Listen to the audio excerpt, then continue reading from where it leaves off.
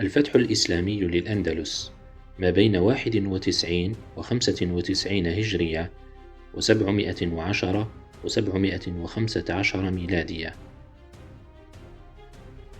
أحوال الأندلس قبل الفتح الإسلامي. اجتماعياً، فشل القوط في تحقيق مجتمع موحد المصالح، حيث كان المجتمع الإسباني مقسماً إلى 4 طبقات تعكس تناقضات اجتماعية طبقية ودينية، وهي طبقة النبلاء، وطبقة رجال الدين، وطبقة السواد واليهود. أما سياسياً، خضعت إسبانيا لحكم القوط الغربيين، وهم من الشعوب المتبربرة منذ القرن الخامس ميلادي. اتخذوا طليطلة عاصمة لهم، غير أن الأوضاع السياسية تميزت بتدهور كبير، إضافة إلى الحرب الأهلية نتيجة الاستبداد الذي كان يمارسه الملك غيتشا، فنال معارضة الكنيسة له، وتم الإطاحة به وتولية لودريق، إلا أن ذلك لم ينهي الأزمة السياسية، لأن أبناء الملك غيتشا ثاروا ضد الملك الجديد لودريق. أما دينياً، كان كل الشعب الإسباني مجبراً على اعتناق المذهب المسيحي الكاثوليكي، حيث أصدرت قانوناً يحرم على كل شخص أن يتطرق إلى ذهنه أي شك في الكنيسة الكاثوليكية المقدسة والنظم الإنجيلية وتفسير الآباء الروحيين.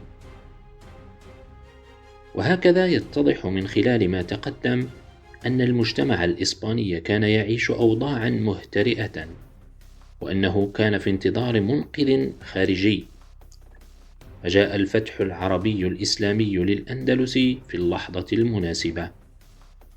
وتقول الروايات التاريخية أن حاكم سبتة جوليان هو من تقرب للعرب في فتح شبه جزيرة إيبيريا، لخلاف كان بينه وبين حاكمها الجديد لودريق.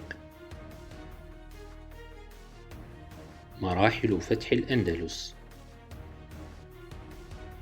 شبه الجزيرة الإيبيرية تضم اليوم كل من إسبانيا والبرتغال، وتوجد في الجنوب الغربي من أوروبا، تطل على البحر الأبيض المتوسط أو البحر الشامي أو بحر الروم كما كان يعرف سابقا، من الجنوب الشرقي، ومن الغرب يوجد المحيط الأطلسي أو بحر الظلمات.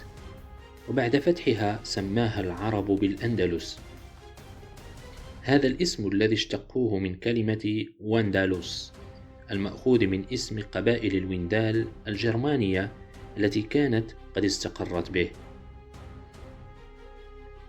المرحلة الأولى لفتح الأندلس كانت عبارة عن حملة استطلاعية، حيث بعث موسى بن نصير قائده طريف بن زرعة بن أبي مدرك سنة 91 هجرية، بعد أن استأذن الخليفة الأموي عبد الملك في حملة استطلاعية وبصحبته حوالي 500 جندي، وذلك من أجل التعرف على أحوال شبه الجزيرة الإيبيرية. فقام طريف بحملات محدودة في الجهة الجنوبية من شبه الجزيرة الإيبيرية، وعاد بغنائم كثيرة، ورجع سالما في رمضان من سنة 91 هجرية الموافق ل710 ميلادية. فلما رأى الناس ذلك تسارعوا إلى الغزو.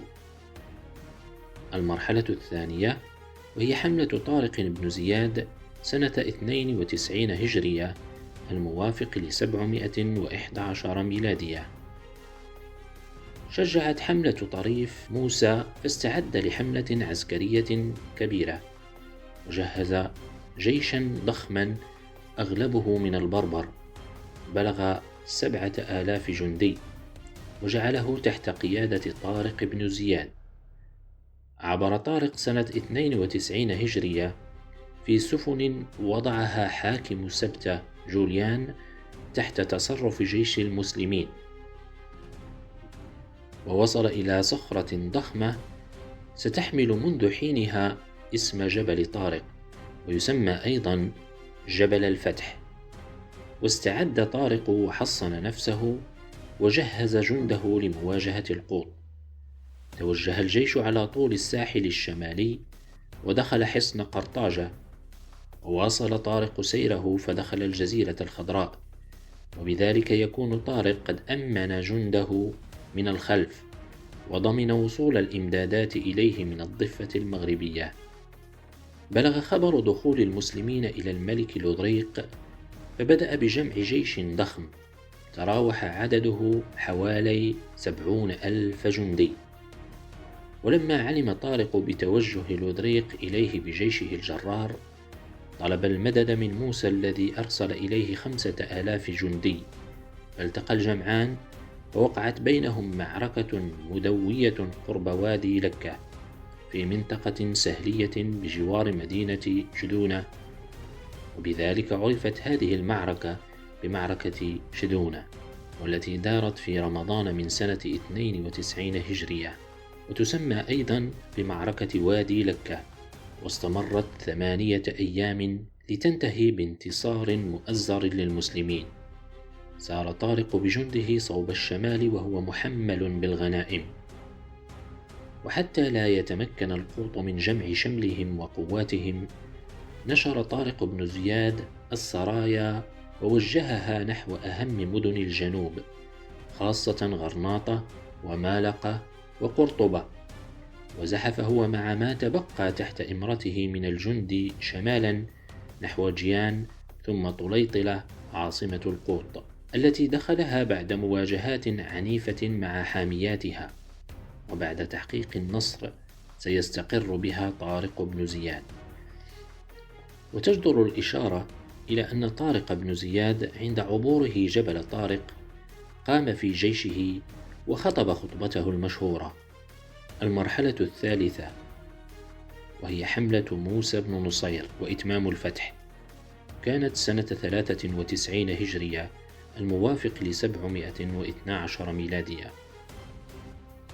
تقول الروايات التاريخية أن موسى قد دخل الأندلس سنة 93 هجرية وهو غير راض على ما قام به طارق بن زياد من فتوحات، وتقدم وبصحبته قوة كبيرة تقدر ب18,000 جندي، فسلك طريقا لم يسلكه طارق قبله، وعليه قصد المدن والمناطق التي لم يفتحها طارق بن زياد، ففتح قرمونة وإشبيلية وماردة سنة 94 هجرية.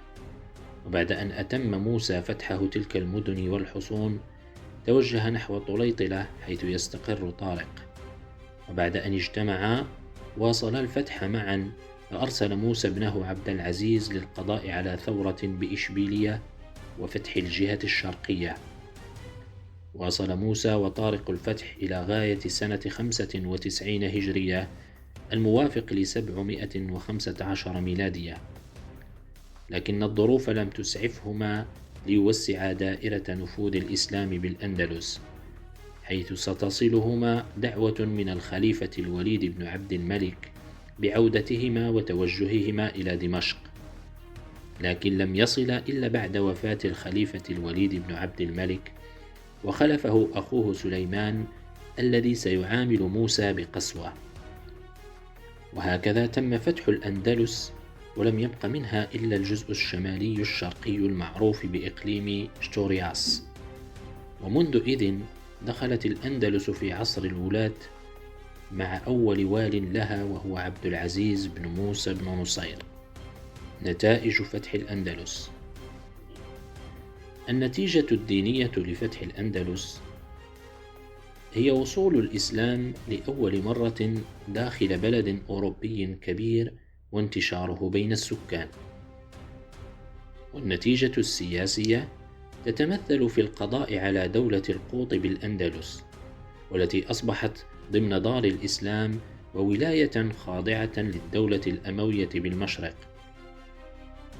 والنتيجة الاجتماعية هي أن الفتح الإسلامي تسبب في إنهاء الميز العنصري الطبقي الذي كانت تعرفه الأندلس.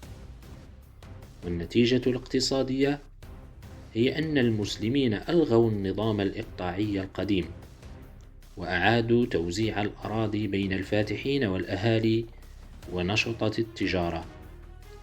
والنتيجة الثقافية تتمثل أساسا في توسع راية الإسلام وانتشار اللغة العربية والحضارة الإسلامية بشكل كبير في شبه جزيرة إيبيريا.